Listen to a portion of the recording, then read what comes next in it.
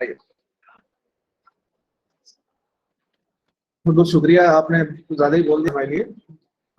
सनी बन की मोहब्बत है और हम बड़े शुक्रगुजार हैं कि जिया साहब प्रिंसिपल और आपके प्रिया साहब और से तो काफ़ी पहले 15 साल पहले से भी जानते हैं और तमाम टीचर्स की मेहनत, वरना मेरी फ्लाइट सुबह में थी, मैं चला जाता, मैं शाम की फ्लाइट थी कि चलो भाई इसी बहाने बैठेंगे आप लोगों पे, एक डिस्कस करेंगे, मोटिवेशनल डिस्कशन है, कुछ नहीं है कि किस तरह से हमको यूनानी को सपोर्ट करना है, किस तरह से हम आगे बढ़ेंगे, किस तरह से हमें क्या चेंज आने चाहिए, डिपार्टमेंट वाइज हम कितना मॉरल मेरा बूस्टअप है, किस तरह से हम वर्कआउट कर रहे हैं, कोई कहता है वो डिपार्टमेंट खराब है, कहता है वो अच्छा है, वो खराब, एवरीथिंग इज बेस्ट। कोई भी चीज खराब या अच्छी नहीं होती, हम उसको खराब या अच्छा बनाते हैं। बच्चा पैदा होता है खराब या अच्छा होता है, तब तक कौन है? पेरेंट्स, समाज, सोशल, वो बनाते हैं। तो एक्चुअल जिम्मेदार हम हैं। आई एम ए टीचर, हम जिम्मेदार हैं। आप एक कच्ची मिट्टी हो,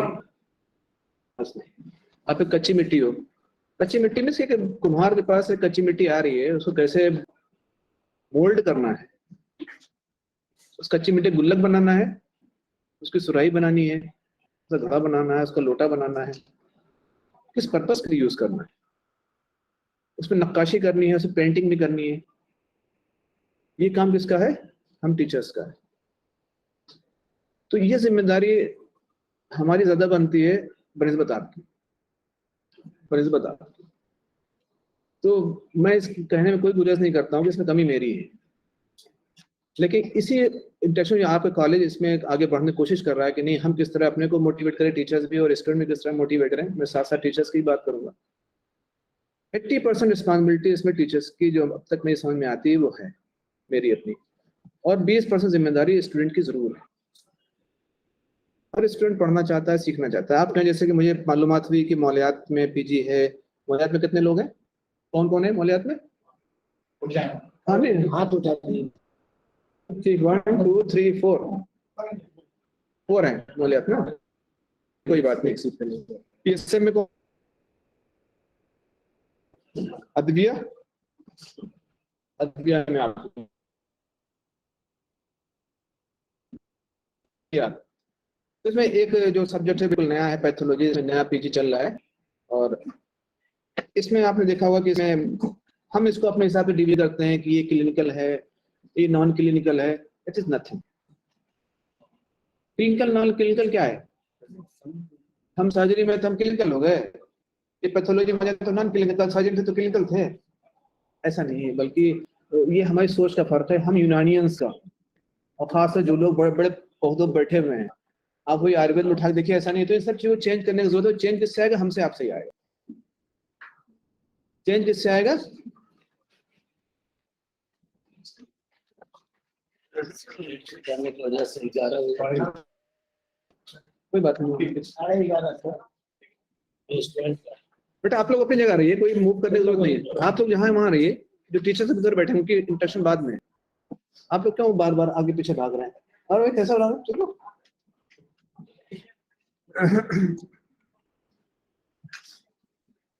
तो बात ये है कि एक डिवीजन ऑफ वर्कआउट होता है। दूसरा है कि हर इंसान ने बीओएमएस किया हुआ है। आपका रजिस्ट्रेशन है, क्लिनिकल रजिस्ट्रेशन है ना, आप क्लिनिकल हैं। आपका क्लिनिकल रजिस्ट्रेशन है, आप क्लिनिकल हैं। हम इस चीज को नहीं समझते। जब हम पोस्टों पे आते हैं तो हम कहते हैं नहीं ना, सर्जरी वाला तो क्लिनिकल है, लेकिन अदबी वाला नॉन क्लिनिकल है। इसके साथ दूसरे दर्जे शहरी जैसा बर्ताव करो, ठीक है? ये पीएसएम वाला हो गया, ये फलाना है, ये मौलियात वाला है। तो ये डिवीजन नहीं होना चाहिए। ये हमारी एक कंजर्वेटिव सोच है कि हम कितना कंजर्वेटिव हो गए हैं, किस तरह से हम बात कर रहे हैं। अब किसी का मौलियात में एडमिशन हो गया तो समझता है नहीं मैं बहुत ही सुपर हूँ, मैं सर्जरी में हूँ तो मैं उससे ज्यादा सुपर हूँ, मैं बड़े super. Every knowledge is super. आप मौलियात में नॉलेज नहीं, किस काम के? मैं सर्जरी में, सर्जरी आती नहीं, किस काम के हैं? कितने नॉन सर्जिकल पीजी निकलते हैं? क्यों ना, नॉन सर्जिकल पीजी देखा, डिग्री ले घूम रहे हैं, कुछ नहीं कर रहे, क्या फायदा हुआ? हम इस इंस्टीट्यूट में अपॉइंट हो गए, हम ओटी चलाते ही नहीं है, हम बेकार हैं। तो गलती किसकी है? अगर हम ओटी नहीं चला रहे हैं तो गलती किसकी है? टीचर।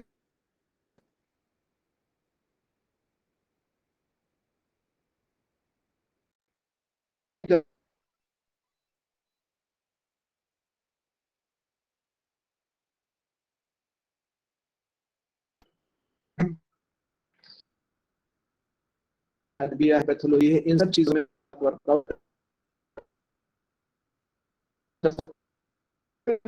खाली मैं बात टॉपिक को सर ये सिंपल कि मकाला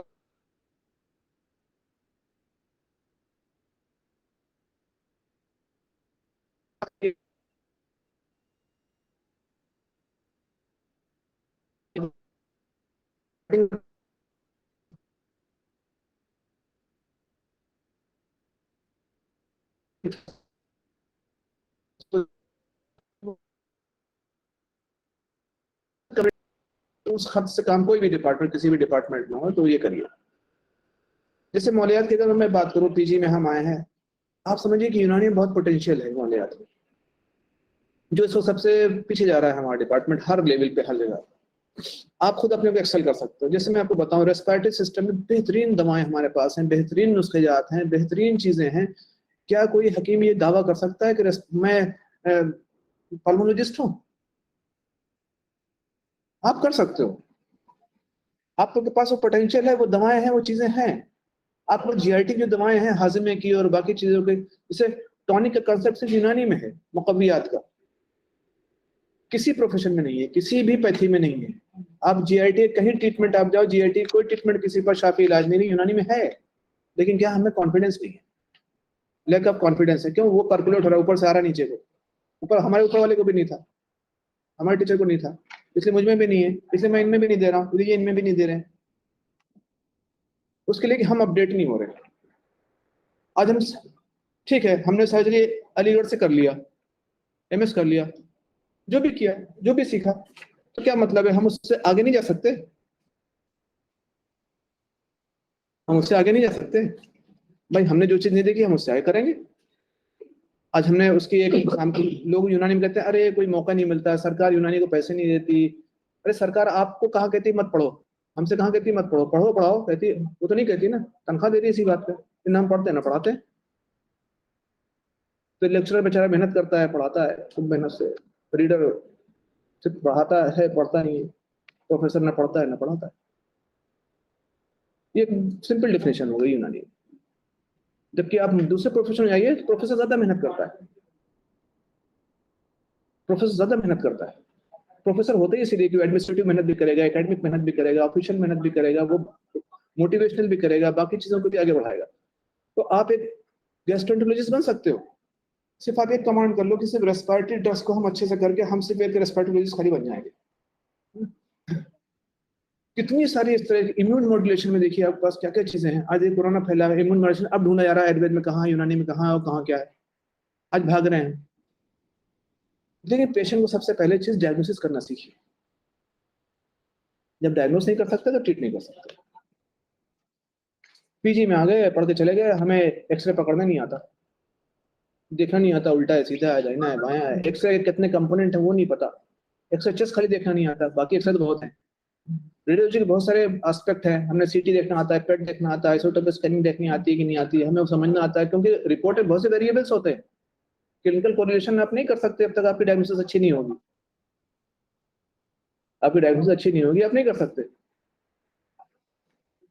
आपने डायग्नोस किया, उस पर आ गया कि हम रिपोर्ट में कि राइट रीनल कैलकुलस, खोला तो राइट में कुछ था ही नहीं, तो लेफ्ट में था। ऐसे बहुत से इंसिडेंट्स आपको मिल जाएंगे। तो क्लिनिकल कोरिलेशन बहुत ही स्ट्रांग होना चाहिए। और क्लिनिकल कोरिलेशन जो है वो आता है आपके अपने इल्मी लियाकत और सलाहियत से। यानी स्टूडेंट, और पीजी में आपको सारी चीज ब्लैक बोर्ड साइड पढ़ाई जाएगी, टीचर पढ़ाएगा, आप इसके चक्कर मत पड़िए। देखो बराए मेहरबानी, टीचर से आप एक जैसे कलीग का नाता रखिए, डिस्कशन का नाता। अब ब्लैक बोर्ड पे सारी चीजें नहीं सीख सकते। आप सब पढ़े हुए मौलियाती किताबें सब पढ़ के आए, सब पढ़ के आए, अपने को अपडेट करिए। और आप बेहतरीन तबीब बन सकते हैं, डॉक्टर बन सकते हैं। आप तबीब कह लिए, डॉक्टर कह लिए, फिजिशियन कह लिए, कुछ भी कह लिए, नाम से कोई फर्क नहीं पड़ता, नाम से फर्क नहीं पड़ता। हमें चेस्ट ऑस्कल्टेट करना नहीं आता, हमें मरीज का एब्डोमेन का एग्जामिनेशन नहीं पता, टीचर नहीं बता रहा ना, बताए बुक से पढ़ लो ना, उसमें भी लिखा हुआ है। अब तो आजकल तो ऑनलाइन वीडियो सब मौजूद हैं, आप देख सकते हैं। तो बेस्ट डायग्नोसिस के लिए आपको हिस्ट्री टेकिंग, मरीज की रुदार लेनी बहुत अच्छी से आनी चाहिए, हिस्ट्री टेकिंग बहुत अच्छी से आनी चाहिए। हम हिस्ट्री को ये समझते हैं बहुत ही बेकार पार्ट है। अगर भी किसी पीजी से कंसल्टेंट भी कह दे कि ऐसा है 2 मरीज है, इनकी हिस्ट्री कंप्लीट कर दो, तो समझे मेरे पे 100 जूते पड़ गए, इसने कितना बुरा काम मुझसे दे दिया करने को, बहुत ही गंदा काम दिया है। देखो इनको एक ही दिया था, मुझे 2 दे दिया। तो अजीब उसकी हालत में होता है वो। तो बल्कि ये नहीं है, बल्कि उसमें सीखने का बहुत कुछ। हिस्ट्री टेकिंग आप जब भी कर सकते हैं काउंसलिंग, जब आपको नॉलेज होगी। आपने मरीज से पूछना है कि भाई पेशेंट बताता है कहीं दर्द है, बताया था ना दर्द है, तो उससे पूछेंगे भाई दर्द कहाँ है, इस जगह है, कब से है, कब से है, इससे पहले कब हुआ था, पहली बार कब हुआ था, कितने एपिसोड हुए अब तक, रिलीविंग फैक्टर क्या है उसका, एग्रीवेटिंग फैक्टर क्या है, रेफरल है, रेडिएशन है, साइट क्या है, उसका एक्सपेंशन क्या है, उसका रिलीविंग फैक्टर क्या है, एग्रीवेटिंग फैक्टर क्या है। खाली पेन के बारे में आप पूछते रहिए, कितनी सारी पूछने की चीजें हैं, पूछने की चीजें हैं, पूछते रहिए। तब पूछने से आपको ये पता लगेगा कि पेन एक्यूट है, क्रॉनिक है, रिलैप्सिंग है, रिकरेंट है, ठीक है, एक्यूट ऑन क्रॉनिक है, किस टाइप ऑफ पेन कैसा है, स्कोरिंग कैसी है, वैस स्कोरिंग कैसी है इसकी, इस पेन की इंटेंसिटी क्या है इसकी। खाली क्या कोई पीजी करता है इतना वर्कआउट? जबकि ये बहुत ही बेसिक सी चीज बता रहे हैं उसके। आप अगर ये वर्कआउट नहीं करेंगे तो पेशेंट को डायग्नोस नहीं कर सकते। ये खाली पेन के बारे में, हर चीज है, फीवर है तो फीवर के आप बारे में बात करें, वोमिटिंग है तो वोमिटिंग के बारे में आप बात करेंगे, जो भी प्रॉब्लम उसके बारे में आप बात करेंगे। हमने खाली ये देख लिया कि हाँ ये है। एक पेशेंट आया साहब, इसका जो है वो जीएफआर गड़बड़ है, ईजीएफआर। अक्सर देखता हूँ आजकल बड़ा प्रॉब्लम चल रहा है, आपने फौरन किया अरे साहब इसको तो भेजो डायलिसिस होगी, इसको भेजो डायलिसिस होगी, क्योंकि हमने डायग्नोसिस नहीं की। खाली मैं रिपोर्ट देखा तो जीएफआर कम था, वो भी इसलिए कम जान गया कि उसमें नॉर्मल वैल्यूज लिखी हुई थी, इतना कम होता है इतना ज्यादा होता है, उन्हें कुछ नहीं पता होता, उसको भेज दिया। अब उस जीएफआर को अगर हम उसका प्रॉपर इवोल्यूशन करते हैं, हो सकता है क्योंकि 70% ओरिजिन जो होता है किडनी फेलियर का होता है रीनल फंक्शन इन्फेक्शन, हो सकता है सिंपल यूटीआई रहा हो क्रॉनिक। अगर यूटीआई आप ट्रीट करते हैं जीएफआर कंट्रोल हो जाता है, जीएफआर कंट्रोल हो जाता है, पेशेंट डायलिसिस नीड ही नहीं थी उस वक्त। तो बहुत सी जगह हम डायग्नोसिस में इसलिए गड़बड़ करते हैं कि हम हिस्ट्री टेकिंग नहीं करते, फिर एग्जामिनेशन नहीं करते। स्टिकर भी लिया, कहता हूँ कि मौलियात की ओपीडी जब दिए कि मरीज ने जितनी कंप्लेन बताई उतनी दवा हमने ठोक दी। एलोपैथिक तो मान सकते हैं आप, ये सर्जरी बेड के लिख रहे हैं, एलोपैथिक मान सकते हैं, लिख देंगे, लेकिन मौलियात तो यही बेडिया तो नहीं लिख सकती, वहां तो उसूल इलाज होना चाहिए। वहां भी बस सर में दर्द एक दवा, ये दवा दूसरी दवा, ये दवा तीसरी दवा, ये चौथी दवा, खत्म हो गई बात। तो history plus examination is equal to diagnosis, तो छोटा सा फार्मूला है ना, H plus is equal to D.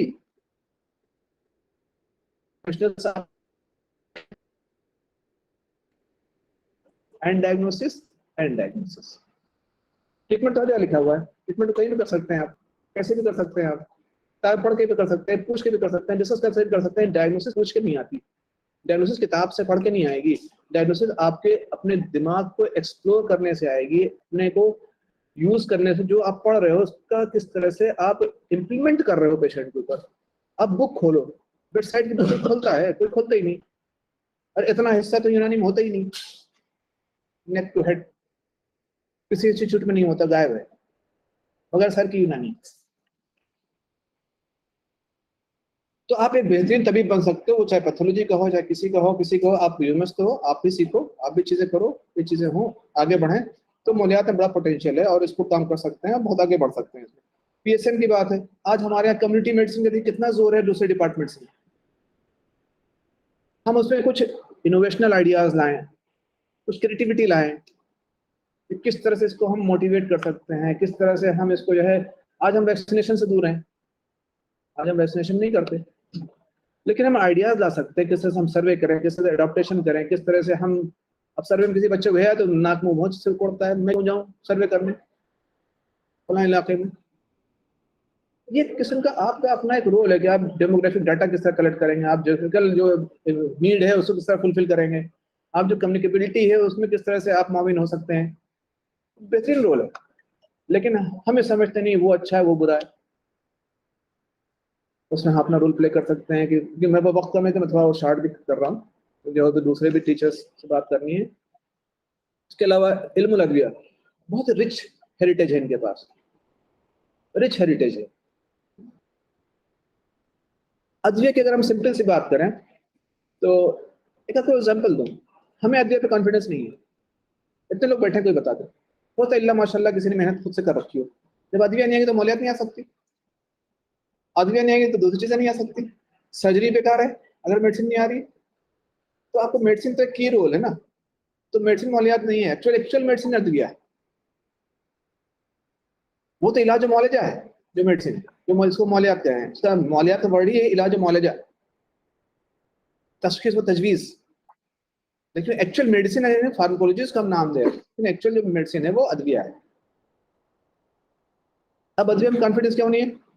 इनमें से जितने बैठे हैं, हम भी बैठे हैं, ये भी अगर जो फीवर आ जाए तो कंजवाम नहीं खाते, हम गिलो नहीं लेते, हमें सर में दर्द है डिस्प्रिन खा लेंगे, पैरासिटामोल खा लेंगे, क्यों? मुझ पे कॉन्फिडेंस नहीं है।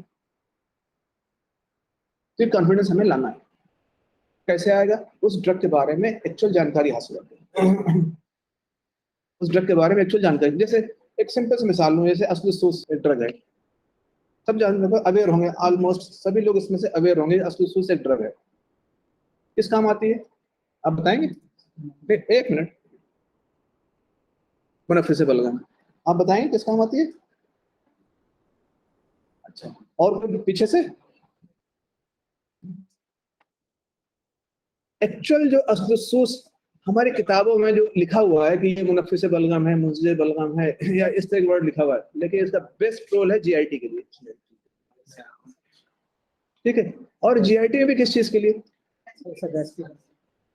क्या अभी इसके बारे में अगर आप, और इसके बाद जैसे एज गिलेब्रा, अगर इसके बारे में जो डिफरेंट कंपोनेंट्स इसमें से निकाले गए हैं, उस पर स्टडीज हमने नहीं करी है, यूनानियंस ने नहीं करी है, ये स्टडीज जो हो चुकी है इसमें, तो ये जो है best against the H pylori, जो मेन रीजन है अल्सर के कॉजेशन के लिए, एच पाइलोराई, हेलिकोबैक्टर पाइलोराई, मौलियत वाले होता समझते हो। हाँ, तो अब हम उसमें रैपिड यूरियस टेस्ट करते हैं, इसमें पता लग जाता है कि एच पाइलोराई पॉजिटिव है या नेगेटिव है। उसमें कोई ड्रग इफेक्टिव नहीं है सवाए अस्लुसूस के, लेकिन हम यूनानियंस को नहीं पता,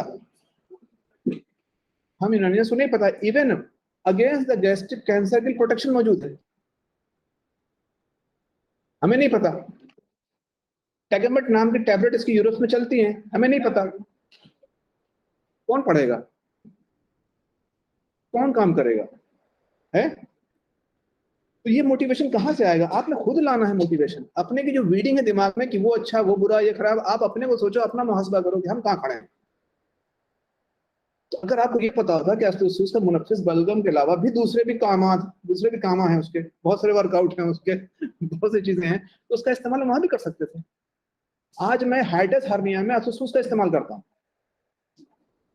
हाइटस हर्निया पे जो ऑपरेशन के लिए मना करते हैं कि ऑपरेशन मुझे नहीं कराना, आज मैं उनको दो चीजें इस्तेमाल करता हूँ, अस्लुसूस और ये आपके क्या नाम है, हब्बे सुमाक, और ये आपके जवाइश मस्तगी। क्यों? जवाइश मस्तगी हब्बे सुमाक के मुक़व्वी है, मुक़व्वी मैदा व हमा है, तक़वियत मिली। अस्लुसूस से क्या हुआ कि अस्लुसूस क्या है कि एंटी एसिड भी है, एंटी गैस्ट्रिक सिक्रेशन भी है, अगेंस्ट द एच पाइलोराई भी है, टू प्रोटेक्ट द कार्सिनोमा भी है, सारी चीजें इफेक्ट पाया गया।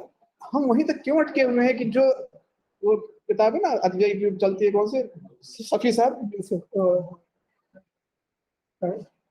उसमें आधी चीज तो गलत लिखी हुई है। हाँ, अरे नाम नबाती लातीनी आधे गलत लिखे हुए हैं। अरे नाम नबाती लातीनी मत याद हो कोई बात नहीं, आप दवा के बारे में तो पढ़ लो। ऐसे एक दवा का नाम लो, कता, मैं कुछ एक आध दो एग्जाम्पल खाली कोट करूंगा। कता की बात की, कता के बारे सभी जानते होंगे अभी है। अलसी, अलसी क्या काम करती है? अलसी मुलय्यन है, मुक़व्वी है, और एनीबॉडी? मुनफ़्फ़िस बलगम, वेरी गुड। और देखिए अब मैं आपको नया उसका रोल बताऊंगा। उसका नया रोल बताऊंगा। तो जो इससे आपको मोटिवेशन मिलना चाहिए कि हर ड्रग में कुछ ऐसी चीजें जो हमें नहीं पता है, वो सब किताबों में लिखा हुआ है। हम किताब से जो है सफी साहब से आगे बढ़ नहीं रहे हैं, हम पढ़ना नहीं चाहते, हम काम नहीं करना चाहते, हर चीज टीचर नहीं बताएगा। पीजी में आपका काम सिर्फ जो है टीचर से इंटरेक्शन का। पीजी में काम आपका ब्लैक बोर्ड साइड टीचिंग नहीं, टीचर खड़ा होकर पढ़ाता रहेगा, आपको ब्लैक बोर्ड साइड नोट्स देता रहे, आप पास हो जाए। पास होना कोई इल्म नहीं है, सब पास हुए हैं। तुमका मेला थोड़ी 10 साल बाद आएगा, सब पास हो जाते हैं। अब कथा, जब तो कथा है अलसी, जिसमें अलसी का आपने नाम सुना, जितने मतलब सब फवायद इसमें बेशक हैं, लेकिन इसका असल फवायद जो है, इसमें एक कंपोनेंट मिलता है जो कहते हैं ओमेगा 3 फैटी एसिड, और रिच कंपोनेंट है इसमें ये ओमेगा 3 फैटी एसिड, कार्डियोटोनिक, कार्डियोप्रोटेक्टिव। पता है किसी को? नहीं। क्यों नहीं? आज ओमेगा 3 फैटी एसिड कैप्सूल्स आते हैं, वो 15 रुपए और 20 रुपए के कैप्सूल मिलते हैं। एक चम्मच कथा खिलाओ ना मरीज को, क्या दिक्कत है? तो आप एक कोलैबोरेटिव एफर्ट, आप हम नहीं कह रहे हैं कि मॉडर्न का काम मत करिए, वो भी करिए जो करना है, वो मॉडर्न एडवांसमेंट आप यूज कर रहे हैं, कोई दिक्कत नहीं। एक्सरे करना कोई एलोपैथी नहीं है, यूएसजी करना कोई एलोपैथी नहीं है, ये टेक्नोलॉजी है, टेक्नोलॉजी है। आप अपने में कॉन्फिडेंस लाइए तो आप बहुत अच्छे एक फिजिशियन हो सकते हैं। इस तरह से बहुत सारी ड्रग्स हैं मार्केट में, आप उसको देखिए। मेरे साल से चीजें, मेरी कहने का मतलब ये होता है, वो थीम समझ में आ गया होगा कि मैं क्या कहना चाह रहा हूँ और क्या सोच मेरी है। और उस सोच पे अगर हम गामजन हो, और जो टाइम शेड्यूल पे फिक्स होकर वर्कआउट करता है वो कभी कामयाब नहीं होता, जो रट के काम करता है वो कभी काम, इसके आपको डेडिकेशन चाहिए, डिवोशन चाहिए, डायनेमिसिटी चाहिए, दूसरे कोई क्रिटिसिज्म नहीं चाहिए, कोई क्राई नहीं चाहिए, कोई कंप्लेंट नहीं होनी चाहिए, तब आप सीखें। अब हर आदमी जेलसी थी मुझसे अच्छा है पढ़ने में, बिलाजम जल रहे हैं, अपने अंदर आग लगा ली मैंने, है ना? तो क्या होगा? हम खुद बीमार हो जाएंगे ना, पढ़ेंगे कब? हम compete करें इनसे, हम भी कोशिश करें इंशाल्लाह इनसे आगे निकलें। तवक्कल करें अल्लाह पे ना, अपने ऊपर भरोसा करें ना, मेहनत करें ना, किताब से रुजू करें ना। हम एक किताब लेके बैठ जाते हैं, यूजी में एक किताब पढ़ते तो एक किताब सुन लिया है। अरे पीजी का एक किताब से मतलब ही नहीं है कि आप ज़ख़ीर ख्वाजम शाही भी देखिए, आप अलअक्सीर भी देखिए, आप अल कानून भी देखिए, आप जो भी देखिए, आप मल्टीपल रेफरेंसेस लाइए, उस रेफरेंसेस में फिर कलेक्ट करिए कि हमें क्या करना है, तब आगे बात करिए। जब हम यूजी में थे तो मेरे पास एक क्वेश्चन आया था, मैं कहना नीचे बात बता रहा हूँ एग्जाम्पल। तो write down the management of 30% burn, surgery में क्वेश्चन था, write down the management of 30% burn. तो मैंने उसका आंसर जो है, फर्स्ट कॉपी फुल हो गई थी, 24 पेज की थी, और सेकंड कॉपी भी स्टार्ट थी, 2-3 पेज उसमें भी आ गए थे। उसका आंसर मैंने 5 क्वेश्चन थे, 5 कॉपी में आंसर थे। तो जानते हैं हमारे अनिस साहब हैं, उनके हाथ से नंबर नहीं निकलते, है ना? उनके हाथ से किसी को 60-62 मिल जाए, समझते गंगा नहा लिए। एमबीबीएस एमएस है, नबील नंबर देते नहीं। उसको बुलाए घर, इकबाल साहब को, ये बता तूने लिखा कहाँ से है? ये 7 बुक के रेफरेंसेस थे, डिफिनेशन 10 बुक्स की थी खाली, कहाँ से कंपोनेंट चल रहा है, किससे कितने फार्मूलाज, जितने भी बुक से कोड बता था कि ये नॉर्टन में था, ये सेबिस्टन में है, ये यहाँ है, यहाँ से लिया गया, पूरा रेफरेंस के साथ। यूजी में तुमने रेफरेंसेस कहाँ से ढूंढे? मैं कहा मेरे पास खुद अपनी 10 राइटर्स की बुक्स हैं सर्जरी की यूजी में, तो मुझे इंटरेस्ट ही था उसमें, मेरे बचपन से इंटरेस्ट था मुझे करना है। भले यूनानी से ही घुसे, मॉडर्न में नहीं हो पाया, नहीं हो पाया, लेकिन यहाँ भी कोशिश की कि जहां भी आप रहो टॉप कराओ, जहां भी रहो कोशिश करो। और टॉप पे खुद से नहीं आ सकते, तवक्कल पहले अल्लाह, फिर अपनी कोशिश करो। दो चीज बहुत इंपॉर्टेंट है, आपकी अपनी डेस्टिनी 51%, अल्लाह का वर्चस्व है, ठीक है? 49% आप अपनी मेहनत, क्योंकि अल्लाह बगैर किए नहीं देगा, बगैर आजमाए नहीं देगा, बगैर किए कुछ नहीं करेगा। क्यों? अल्लाह आपको देख रहा है कि आपको अमल कैसा है, अमाल कैसे हैं, लोगों के साथ सुलूक कैसा है, लोगों से मतलब मरीज के साथ सुलूक कैसा है, आपकी अपनी नॉलेज में इजाफा कर रहे हो नहीं कर रहे हो, आपकी तालीमात कैसी है, बिहेवियर कैसा है, आपका अपने टीचर साथ कैसा बिहेवियर है, बड़ों की शफकत है, दुआएं हैं, सारी चीजें, तब जाके आपको जो है चीजें मिलती हैं, तब आप आगे बढ़ते हो। पैथोलॉजी एक डिपार्टमेंट है, आपके यहाँ एक दूसरा डिपार्टमेंट है पैथोलॉजी, अभी बहुत नया डिपार्टमेंट है, बहुत वेरी न्यू डिपार्टमेंट है, अभी इसका प्रॉस्पेक्ट भी सामने नहीं है, क्या होगा इस डिपार्टमेंट का, क्या होना चाहिए इस डिपार्टमेंट, लेकिन बनाया जा सकता है, कोशिश की जा सकती है, सब चीजें हो सकती हैं अगर हम एक वेल एस्टेब्लिश्ड लैब में उनको ट्रेन करें। दूसरे, अपने यूनानी जो पैथोलॉजिकल प्रोसीजर्स हैं उनको भी साथ साथ वैलिडेट करें, उनको भी साथ साथ हम वैलिडेट करें। तो हम बहुत सी चीज़ों को इसमें हम करके आगे बढ़ा जा सकता है। जैसे कानून के मुआयने पे दलाल अगर आप देखें किताब में हमारे बहुत सी दी हुई है, उससे मर्ज की शनाख्त और मर्ज के बारे में बहुत से, फिर रसूख से दलालत है, दुरंगत से दलालत है, तो झाग से दलालत है, सब है बहुत सी अगर आप देखेंगे तो उसमें। और बड़े साइंटिफिक थे वो लोग उस जमाने में, जब कोई टूल्स नहीं थे, कोई टेक्निक्स नहीं थी, तब उन्होंने इन सब चीजों पर दलालत की। आज हम कहते हैं अच्छा ब्लैक कलर यूरिन हो सकता है, मैंने तो कभी देखा नहीं काले रंग का, लेकिन वहां लिखा है। बोले असबर कोई बता सकता है ब्लैक कलर यूरिन किस डिजीज में होता है? उसको क्या कहते हैं, उस कंडीशन को क्या कहते हैं, उस कंडीशन को? पैथोलॉजी वाले बताएं, चलो पैथोलॉजी वाले किस कंडीशन में होगा? चलिए कोई बात नहीं, अल्कर्टोन्यूरिया दिलाता है वो कंडीशन। ये मेलेनिन, जब हम मेलेनिन कंपोनेंट होती है उसकी डिजीज होती है, मेलेनोमा और ये सब कंडीशन होती है, उसमें हमें ब्लैक कलर यूरिन होता है। तो ये हम नहीं कर सकते यानी अरे यार ये तो बिला वजह की बातें हैं। आपने कब पढ़ा, कब गौर फिक्र करिए? तो दुनिया या मरीज पे गौर फिक्र करना सीखिए। इसी तरह हम उसकी दलालत कर सकते हैं कि हम यूरिन को देखकर उसको मरीज से अगर हम चाहें तो कोलैबोरेट करके रिसर्च वर्क पे कुछ चीज वैलिडेट कर सकते हैं कि जो थ्योरीज में हमारे मेंशन है, खाली यूरिन पे हम टॉपिक्स दे दें कि भाई यूरिन को हम वैलिडेट करेंगे सिर्फ रसूख के आधार पर, रसूख की बुनियाद पे। फिर रसूख की बुनियाद को खाली ये ना करें बल्कि उसको कोरिलेट करें विद द यूरिन इन्वेस्टिगेशन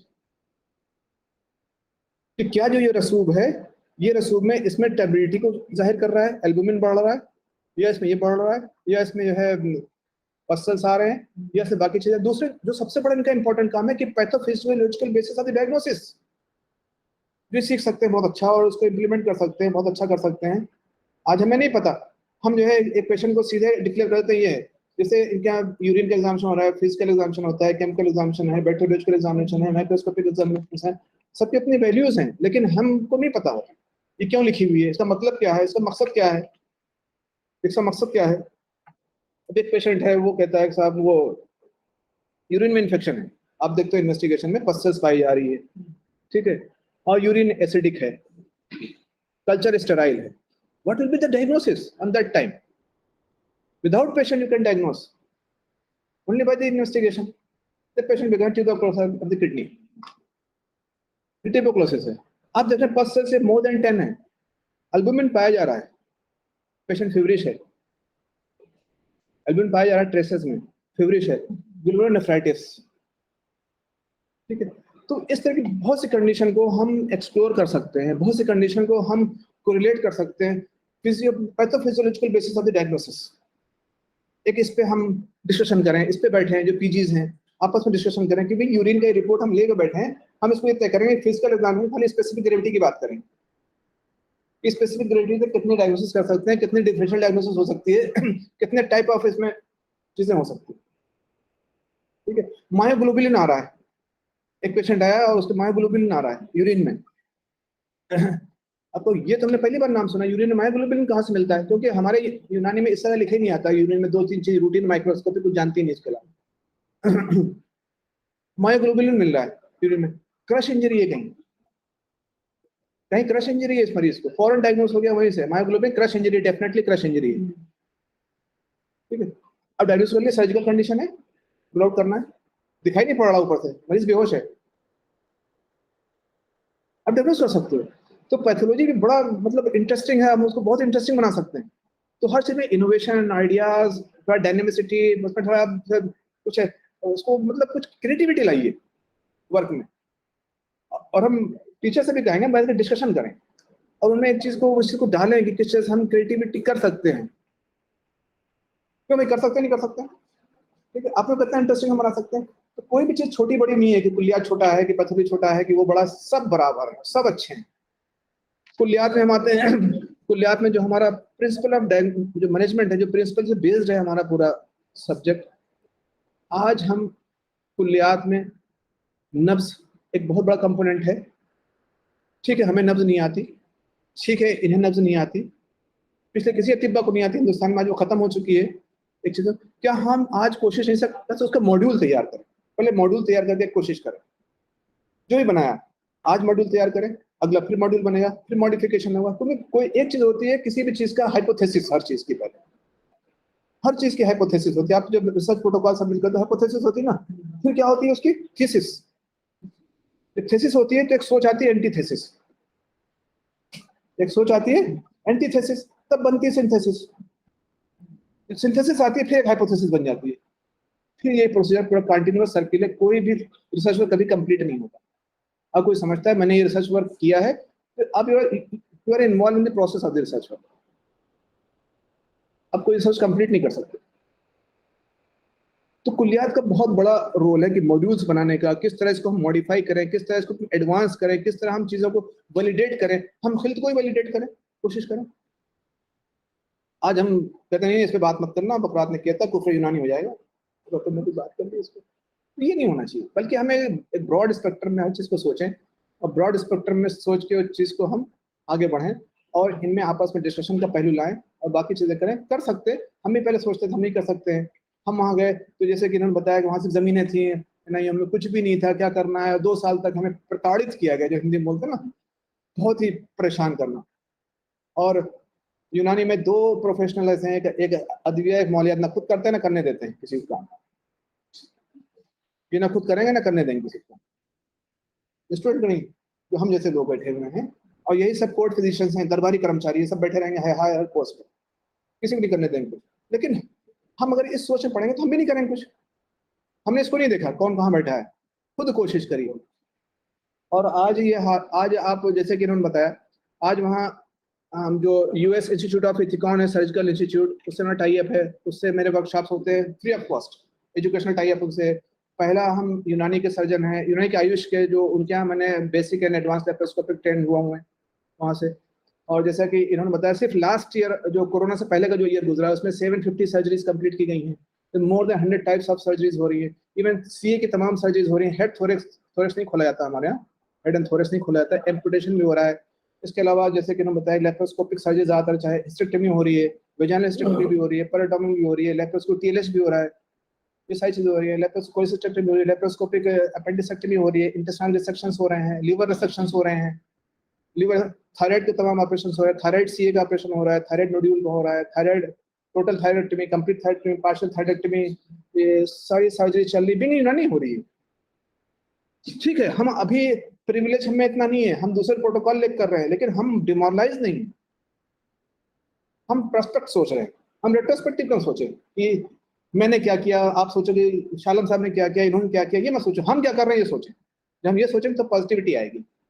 जब हम सोचेंगे अरे हमारे फलाने साहब नहीं कर रहे हैं, वो सीसीआई में नहीं कर रही है, हमने क्या किया। जब हम इतना करें, उनको मजबूर कर दें, वी आर द पीपल्स, हम लोग हैं, हम समाज हैं यूनानी के, हम उसको आगे बढ़ा सकते हैं, हम काम कर सकते हैं, लेकिन यूनानी के थीम पे रहते हुए। आज जैसे रिसर्चर है, मेरी इस वक्त 7th थीसिस सिर्फ नॉन हीलिंग अल्सर्स पे है। इस बार टॉपिक हमने दे रखा है पोस्ट ऑपरेटिव ड्रेसिंग्स पर, comparative study with the Betadine. इस तरह से कई थीसिस हमारी हैं, कई मेरे ख्याल से इस पर मोर देन 40 पब्लिकेशन हमारे इंडेक्स जर्नल में है, जिसमें से सिर्फ अल्सर पे ये मेरे ख्याल से 15-20 पब्लिकेशन हैं और उस पर वर्कआउट हो रहा है। इससे हम जो भी काम कर रहे हैं उसको हम फौरन पब्लिश कर देते हैं। जैसे यूनानी अभी कहता है कि सीना बसीना इल्म मुंतकिल करना, नहीं सुनते आप आ रहे होगे ना, कि वो बस कोई अपने खास शागिर्द को एक कान में फूस दिया, बस बता दिया। वरना हम लोग जो एमएस करते थे तो नाम था एमएस इन स्टिच, फाइनल ईयर में 2 स्टिच मिल जाते थे, हो गए एमएस, ताली बजा लो भाई, दावत खा लो। क्यों भाई, गलत कह रहा हूँ? ठीक है, तो ऐसा नहीं है, ऑब्जर्वेशन बहुत इंपॉर्टेंट। ऐसा नहीं कि उन्होंने मुझे नहीं सिखाया, उनके ही सीख पे आज हम आगे बढ़े। तो उस्ताद बहुत अहम चीज होती है, उस्ताद की अहमियत को आप दरकिनार नहीं कर सकते, और कभी उस्ताद को आप मैच नहीं कर सकते। किस चीज में? इल्म में नहीं, इल्म में आपसे बहुत कम है उस्ताद, एक्सपीरियंस में। और जब इल्म और एक्सपीरियंस का एकदम तड़का लगता है, दाल बगैर के तड़के की तो कैसी लगेगी? अच्छी नहीं होगी ना। खाली दाल बना दो, तड़का अलग कर दो, दाल अलग कर दो, ना तड़का अच्छा लगेगा ना दाल अच्छी लगेगी। दोनों को इंटरमिल कर दो, दोनों को मिला दो, तो आप 2 रोटी एक्स्ट्रा खा जाओगे। तो खूबसूरती जब आएगी जब एक बुगे बनेंगे आप। एक फ्लावर तो टूट जाएगा, एक फ्लावर मुरझा जाएगा, बुगे में आपकी ताकत होगी, मुट्ठी में ताकत है, इंफरादियत में ताकत नहीं है। किसी की कमी हो उसको उजागर मत करिए, तो छुपाइए, भले वो टीचर की हो, भले अपने साथी की हो, साथी में कमी है उसको पढ़ा दो। आपको आता है ना, तो आप इल्म की चोरी क्यों कर रहे हैं? अल्लाह क्या पूछोगी, उसको पढ़ा दीजिए ना, आपको पुख्ता होगा और बाकी वो भी आगे बढ़ेगा। तो ये सब चीजें हैं कुछ, इन सब चीजों को देखते हुए अगर आप लोग जो है वर्कआउट करें, उम्मीद है कि कुछ चीजें आपके कुछ किसी कोई सवाल हो, किसी जहन में कोई पूछना चाह रहा हो? अगर कोई आप सवाल हैं आप लोग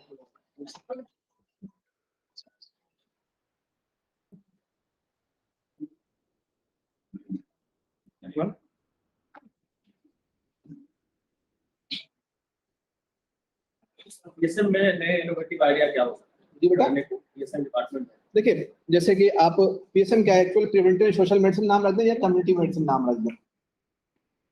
अभी तक हमारे यहाँ कोई भी डेमोग्राफिक डाटा नहीं है यूनानी के खासतौर से, कि यूनानी की जैसे आप किसी गांव को एक्वायर करते हो, किसी शहर को आप जो है गोद लेते हो, किसी भी एरिया को आप करते हो, सर्वे स्टडी इसमें बहुत है, ठीक है। फिर इसमें हम एक इम्यूनाइजेशन शेड्यूल यानी इम्यूनोलॉजी ओपीडी शुरू कर सकते हैं, जैसे हमने वहाँ उसमें रखा है गाजियाबाद में इम्यूनोलॉजी ओपीडी। यूनानी में कोई कंसेप्ट ही नहीं है, लेकिन जो हम नई ब्रांच बना रहे हैं उसमें इम्यूनोलॉजी ओपीडी है, उसमें 23 ओपीडी का कंसेप्ट है, एक तो नहीं है बट बेटा 23 ओपीडी का कंसेप्ट है। तो हमने कहा अगर हम पीएसएम को आगे बढ़ाना चाहते हैं मुझे इम्यूनोलॉजी को इंट्रोड्यूस करना पड़ेगा, इम्यूनोलॉजी को, क्योंकि आज बीज बोएंगे हो सकता है 20 साल बाद वो फल बने, दरख्त बने, खाए कोई और। हम अगर बीज बोने ही छोड़ देंगे, आइडियाज लाने ही छोड़ देंगे, इनोवेशन करने ही छोड़ देंगे, तो बच्चे बड़ा अच्छा क्वेश्चन होंगे, बच्चों क्या पता है हमें क्या करना है, टॉपिक मिली है काम करना है, किताब रखी है, वो क्या नाम है कौन सा राइटर की आती है वो पढ़ लेंगे, पास हो जाएंगे, खत्म हो जाएगा। तो ये आइडिया इसमें है कि इम्यूनोलॉजी की तरफ बढ़े।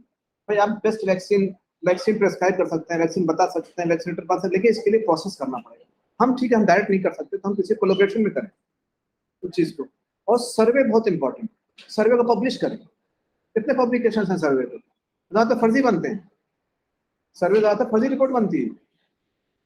एक्चुअल रिपोर्ट बनाइए ना, मेहनत करिए ना उस पर, इनोवेशन आइडियाज लाइए ना कि किस तरह से हम किसी डिजीज को प्रिवेंट कर सकते हैं। जैसे डायबिटिक डाइट का आइडिया लाना है आपका, डाइट का बड़ा कॉन्सेप्ट है इसमें आपका पीएसएम में। डायबिटिक डाइट है तो डायबिटिक डाइट क्या होगी, एंटी हाइपरटेंसिव डाइट क्या होगी, सीकेटी डाइट क्या होगी, लिक्विड डाइट क्या होता है। तो डाइट का जो कंसेप्ट आ रहा है आज डाइटोथेरेपी पूरा है, तो डाइटोथेरेपी पे अगर हम बढ़े आगे कि आज हम हॉस्पिटल में क्या करते हैं, मरीज को खाना लिख देते हैं। हमने अपने यहाँ कंसेप्ट चेंज किया, खाना ऐसे नहीं लिखा जाएगा बल्कि एक मॉड्यूल बनाया खाने का एज ए डीएमएस उसको। अब हमारे यहाँ मरीज को खाना ऐसे नहीं मिलता, एंटी हाइपरटेंसिव डाइट, उसकी डाइट का रोस्टर बनाया, मॉर्निंग क्या मिलेगा, लंच में क्या मिलेगा, एंटी हाइपरटेंसिव होगी क्या diet, diabetic diet, fluid diet, liquid diet, इसके बाद सीकेटी diet, high protein diet, low fat diet, fat free diet, इस तरह 12 कंसेप्ट लाए उसमें। ये कंसेप्ट कहाँ से आया? जैदुल कैम्यूस क्या है, रदिउल कैम्यूस क्या है, जो आपको आपकी अपनी जगह अगर इसके हिसाब से बनाएंगे 25 से ऊपर बन रहे हैं कंपोनेंट, ये भी करके देखा ट्राई। तो आइडियाज कौन लाएगा? हम ही अपने से तो आएंगे ना आइडियाज। तो आप जो है जो हम भैंस गोश्त खा खा के मंद बुद्धि बन गए ना, तो भैंस एक स्टडी हुई इसलिए बता रहा हूँ, पाकिस्तान में स्टडी हुई कि भैंस गोश्त और बाकी गोश्त खाने से क्या इफेक्ट पड़ता है इंसान की न्यूरोलॉजी पे, बाकी मुस्लिम मुल्क तरक्की क्यों नहीं कर रहे हैं। तो उसमें एक कंसेप्ट ही निकल गया है कि ज्यादातर भैंस गोश्त खाने वाले लोग मंद बुद्धि हो रहे हैं, उनमें इनोवेटिव आइडियाज नहीं आते। ये खुद पाकिस्तान की स्टडी है, ठीक है। तो ये नहीं खाने को ही मना, मतलब खाने की बात ये है कि अपने शिकम को जानवरों का कब्रिस्तान मत बनाइए, समझ गए ना बात? ये हदीस शरीफ का एक मफहूम है, अपने शिकम को जानवरों का कब्रिस्तान मत बनाइए, कि उतना घाटी हो गया, माटी सब खत्म, कोई फायदा नहीं उससे। तो इसलिए जो है आप हर चीज इस्तेमाल करिए, एतदाल में हर चीज अच्छी है। उम्मीद है कि आप लोग कुछ, हाँ बेटा सर हीलिंग के लिए जो तो बाद में जो है कितना दाखिल या होता है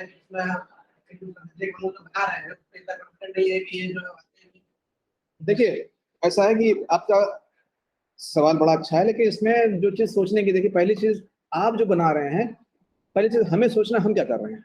जैसे मान लीजिए कि आप कोई मरहम बना रहे हैं, उसमें 6 कंपोनेंट हैं, for example just suppose 6 component, 6 अद्वियात उसमें मिली हुई है, 5 मिली हुई, 10 मिली है, वट एवर। जितने मरहम है ज्यादातर रेजिन्स पे बेस्ड। अक्सर जो ये हीलिंग वाले हैं इसमें कहीं दमुलखमैन मिला हुआ होगा, कहीं आपको राल मिली हुई होगी, कहीं आपको जो है दूसरी दवाएं होंगी, मुरमक्की होगी, कहीं भी दूसरी चीजें होंगी, इसमें पड़ी पाई जाएंगी। अब क्या है कि इन दवाओं को वैलिडेशन क्या कराया आपने? पहली चीज इनकी बैक्टीरियोलॉजिकल स्टडी की आपने, हमारे नहीं की आती, हम करा रहे हैं, हम बगैर उसके थीसिस देते ही नहीं। बाकायदा ये पहले सर्टिफाइड होनी चाहिए साइड ड्रग एजेंसी से जो गवर्नमेंट की हैं, उनका सर्टिफिकेट थीसिस में लगेगा, वो पहले ला के दिखाओ, उसके बाद क्लिनिकल ट्रायल में रजिस्ट्री कराओ, फिर काम शुरू करो, फिर काम शुरू करो। आपका तभी इंटरनेशनल पेपर तभी पब्लिश हो पाएगा जब आपकी सारी ड्रग वैलिडेट होंगी। स्पेशीज एक एक दवा की 20-20 हैं, 25-25 हैं स्पेशीज। कौन सी स्पेशीज आप यूज कर रहे हैं? आपने कहा हम मार्केट से ले आए थे ये दवा, एक एग्जाम्पल दे रहा हूँ, सपोज मैं ले आया मार्केट से, आप छोड़िए मैं ही ले आया, ठीक है। अब वो दवा पता लगा वो स्पेशीज थी नहीं, वो तो टॉक्सिक थी, उसमें वो इफेक्ट मौजूद ही नहीं था, क्योंकि एक जैसे लुक अलाइक, साउंड अलाइक बहुत से ड्रग्स हैं। एक इसका भी एक प्रोटोकॉल है, लुक अलाइक, साउंड अलाइक। जो लोग अदरिया के बारे में जानते हैं उनको इसके बारे में इंफॉर्मेशन होगी। लुक अलाइक क्या होती है ड्रग, साउंड अलाइक ड्रग क्या होती है ना, नया बहुत लोगों नया वर्ड होगा ये। तो हमने उस पर दवा बना दी। वो दूसरे जो दवाएं हमारी जड़ी बूटियां आ रही हैं या पेड़ से आ रही हैं वो बैक्टीरिया फ्री नहीं है। तो दाफे ताफून जो आप बात करें, पहले तो हम अपनी दवा को बैक्टीरिया फ्री करेंगे, फिर हम मरहम को बनाएंगे, मरहम को स्टरलाइज करेंगे। आज देखिए जितने मॉडर्न के जितने मरहम आते हैं वो सब यूवी, उसमें होगा यूवी लाइट से या ओजोन से या इससे पास होते हैं। हम आज रिसर्च में ऐसे ही करते हैं। हम इवन हमें अगर नहीं मिलता तो हम ऑटोक्लेव करा लेते हैं, इसको ऑटोक्लेव करो, हम नहीं यूज करते। ऑटोक्लेव करने के बाद फिर दूसरा आ रहा है या स्टेराइल कराने के बाद या ओजोन से या यूवी लाइट से पास कराने के बाद, लेकिन नॉर्मल कर रहे थे इन्फेक्शन हो रहा है उसी दवा से। क्योंकि हम तो इसी में खुश हैं कि हम बहुत बड़े हकीम हैं, हमने बना लिया मरहम राल, या हमने मरहम काफूरी बना लिया, मरहम हिना बना लिया। तो नाम रखने का आज साइंटिफिक दौर है, आपको हर चीज को प्रूव करना होगा, उसके बाद आप यूज करिए, देखिए इफेक्ट कैसा आएगा। फिर हम जब मरहम लगा भी रहे तो मरीज देते लगाने को, आप बुलाइए स्टेराइल ड्रेसिंग करिए ना, इसमें आप इनोवेशन कंसेप्ट नहीं लागिए ना। अब ये सर्जरी वाले बताएंगे स्टेराइल ड्रेसिंग क्या होती है, किस तरह से की जाती है। हमने क्या किया, आपने मरहम तो अच्छा लगा दिया, चलिए मरहम को आपने ठीक भी कर लिया, कॉटन में ढक रख दिया, कॉटन फुल ऑफ बैक्टीरिया था, आपने कॉटन उठा के रख दिया, उसमें पैथोजेंस थे, वो कोई फायदा नहीं किया और नुकसान हो गया, स्लग बन गया उसमें। तो वही ये जो मेरा कहना मतलब कंसेप्ट लाइए, आइडियाज लाइए, इनोवेशन लाइए, उसको इथिकल मैनर में कंप्लीट करिए, इथिकल मैनर कंप्लीट करिए। टॉपिक का बहुत अच्छा वो लाइए टॉपिक काम में, जिसमें निगेटिव हो ये मैटर नहीं करता, निगेटिव भी एक रिसर्च है। एंटीथेसिस बताया नहीं मैंने, एंटीथेसिस हो गई, निगेटिव इफेक्ट है, नेगेटिव इफेक्ट भी इफेक्ट है। रिपोर्ट करिए ड्रग का, एडवर्स ड्रग रिपोर्टिंग क्या है, हमारे इंडिया में होती नहीं एडवर्स ड्रग रिपोर्टिंग, हमें नहीं पता इसके साइड इफेक्ट क्या है दवा के, नहीं हमारी दवा सब महफूज है, हमारा नाम महफूज रख लेने से महफूज नहीं हो जाएगी। तो उम्मीद है बात समझ में आई। हाँ बेटा तुम क्या कर रहे थे, आपको नहीं पूछना तो बात अलग है, पूछ। हाँ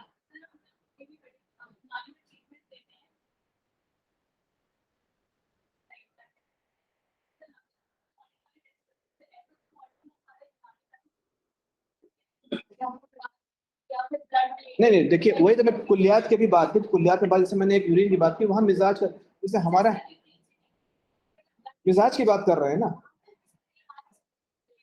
जैसे जो इन्वेस्टिगेशन है, इन्वेस्टिगेशन जो है वो यूनानी और एलोपैथिक का नहीं है।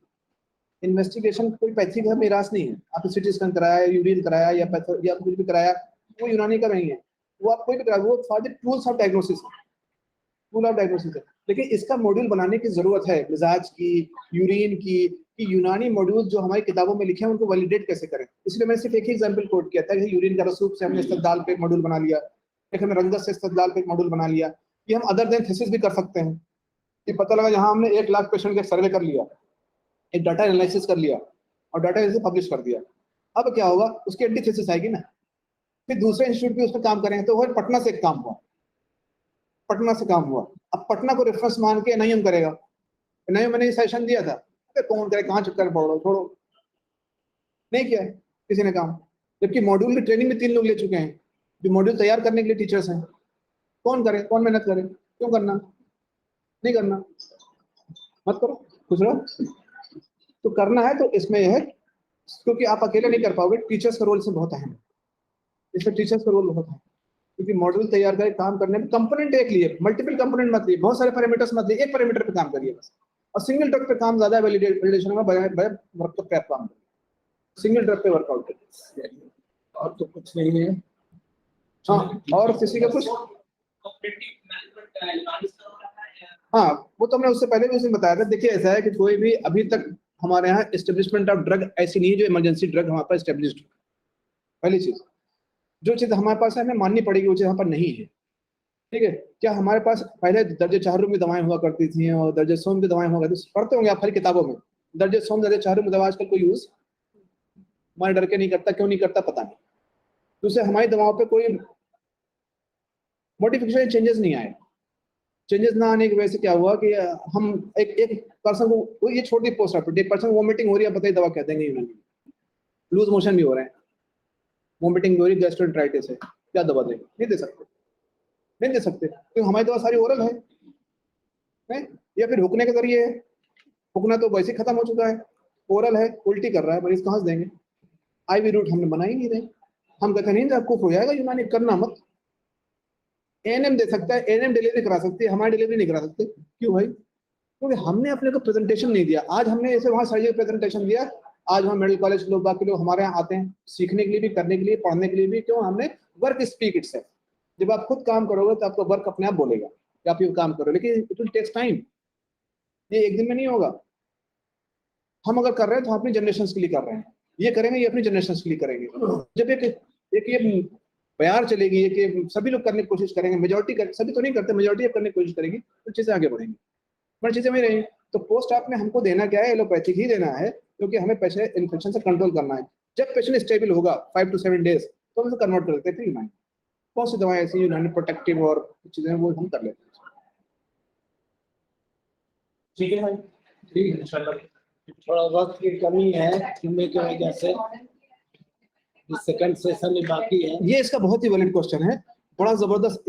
इस पे बैठो बेटा, इसके लिए मैंने 4 साल पहले कोशिश करी है एमयू इसमें एनआईएम में, कि मैंने एक ये बात थी मंसूर साहब के दौर की। तो मैंने कहा सर मेरा एक आइडिया है, और चूंकि हमारे यहाँ क्या होता है कि एक मरीज आया, बहुत ही वैलिड क्वेश्चन इसका है, वाकई बहुत साइंटिफिक क्वेश्चन है ये, कि मानिए पाइल्स का ही मरीज आ गया, आप दवा कुछ लिखते हो, वो दवा कुछ लिखते हैं, मैं दवा कुछ लिखता हूँ, ये दवा कुछ लिखते हैं, वो दवा कुछ लिखते हैं, ये 3 दिन खिलाते हैं, आप 7 दिन खिलाते हो, मैं 15 दिन खिलाता हूँ, तो मतलब ही नहीं। तो हम चाह रहे हैं कि एक बुकलेट छाया हो और उसका एक प्रोटोकॉल बनाया जाए। तो बोले क्या होगा? हमें, मेरे नजर में तो ये प्रोटोकॉल कि आप डिजीज वाइज जो है एक फोरम बनाइए अपनी एनआईएम पे, क्योंकि ये सबसे बड़ा इंस्टीट्यूट इस वक्त है, यहाँ हर चीज की अवेलेबिलिटी भी है। तो आप इसमें फोरम बनाइए, यहाँ एक्सपर्ट्स भी मौजूद हैं। तो उसमें एसटीजी को एस्टेब्लिश करिए, स्टैंडर्ड ट्रीटमेंट गाइडलाइन, और उसकी एसओपीज हर चीज की। आज हम इलाज में तदबीर में काम कर रहे हैं, कब खींचे जा रहे हैं, खींचे जा रहे हैं, कितना प्रेशर होगा पता नहीं, कितने कब लगने मालूम नहीं, साइड क्या है पता नहीं, कितना ब्लड निकालना मालूम नहीं, डिस्कार्ड कैसे करना पता नहीं। ठीक है, आज हम मसाज किए जा रहे हैं, मसाज किए जा रहे हैं, नाई की दुकान बना ली, मसाज किए जा रहे हैं, मसाज किए जा रहे हैं। अरे भाई हमारे यहाँ दलक का इतना बड़ा कंसेप्ट है, दलक लयन, दलक खशन, दलक सुलभ, सिर्फ बहुत से नाम होंगे ना, तो नाम है, कोई करता है क्यों? टीचर तो हाथ नहीं लगाएगा। अरे मैं कोई मसाजर हूँ, मैं मसाज करूँ? मैं तो टीचर हूँ, टीचर खुद ही नहीं पता समझाए कहाँ से। तो इसीलिए मॉड्यूल चाहिए हर चीज का। एक भी प्रोसीजर इलाज में तदबीर वैलिडेटेड नहीं है, उसकी एसओपी नहीं है आज तक, अभी तक टिल डेट एसटीजी नहीं है। 3 लेक्चर कराए, अब 3 लेक्चर में प्रोफेसर आन हजरत आए, अपनी तारीफ करके चले गए, मैंने ये किया, मैंने वो पाया। हमने कहा इसकी नीड ही नहीं है मुझे।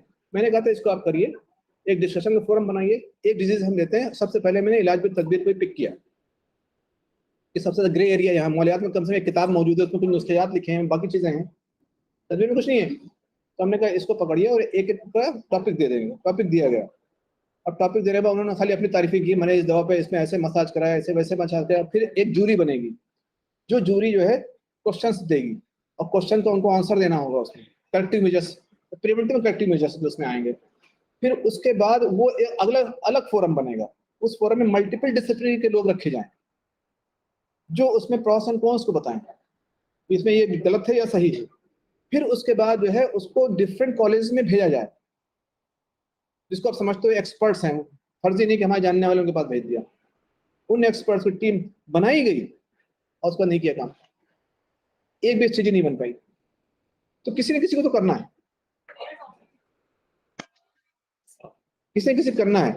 तो क्योंकि हम इस चीज डायरेक्ट नहीं बना सकते, एक जूरी बनेगी और जूरी बनने के बाद डिसीजन होगा, तब उसको पब्लिकेशन के लिए लाएंगे। जब पब्लिकेशन के लिए लाएंगे तब कल को फला हकीम साहब कमेंट करेंगे साहब जो है इसमें नहीं, साहब ये दवाएं इसमें नहीं होनी चाहिए थी।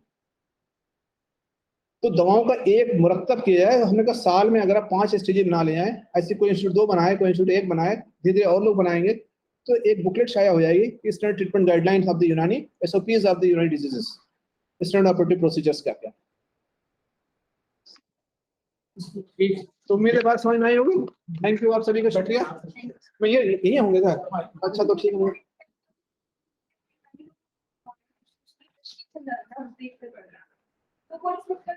देखिए एक सब्जेक्ट हमारे टाइम में हुआ करता था, तशखीस और तजवीज़, यूजी में, तो आज खत्म हो गया, आज नहीं है। देखिए यूजी में वो बड़ा इंपॉर्टेंट सब्जेक्ट था, और हम लोग के समझ में नहीं आता था, ना कहीं किताब होती है ना कुछ होता है। ये तशखीस तजवीज़ तो हमारे एबी खान साहब से पढ़ाया करते थे, और वो बड़े सिंसियर आदमी थे। तो तशखीस तजवीज़ हम लोग कापियां फेंक दिया थे।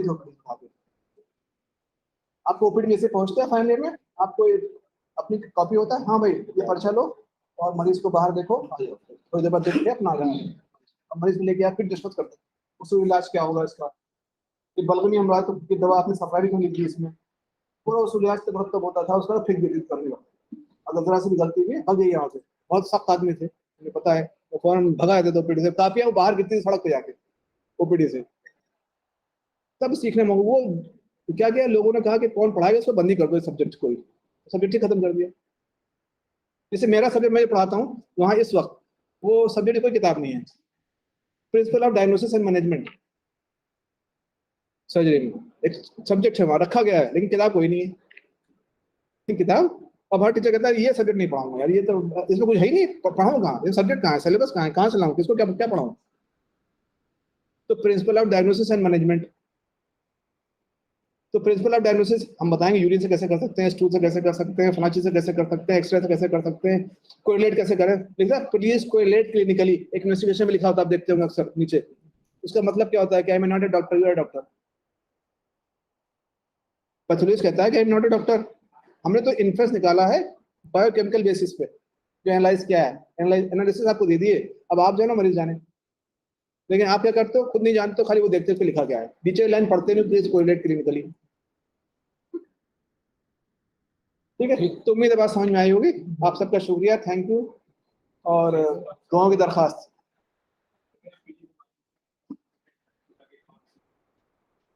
सुबह में एक हो चुका है, दूसरा है, सुबह में फर्स्ट ईयर वालों से हुआ है, दूसरा है।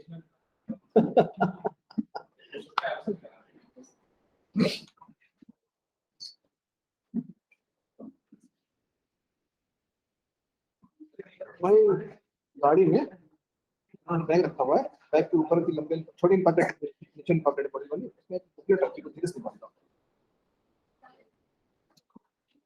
ठीक है।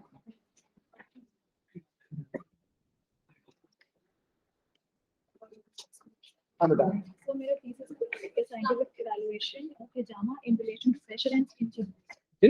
In relation to pressure and skin.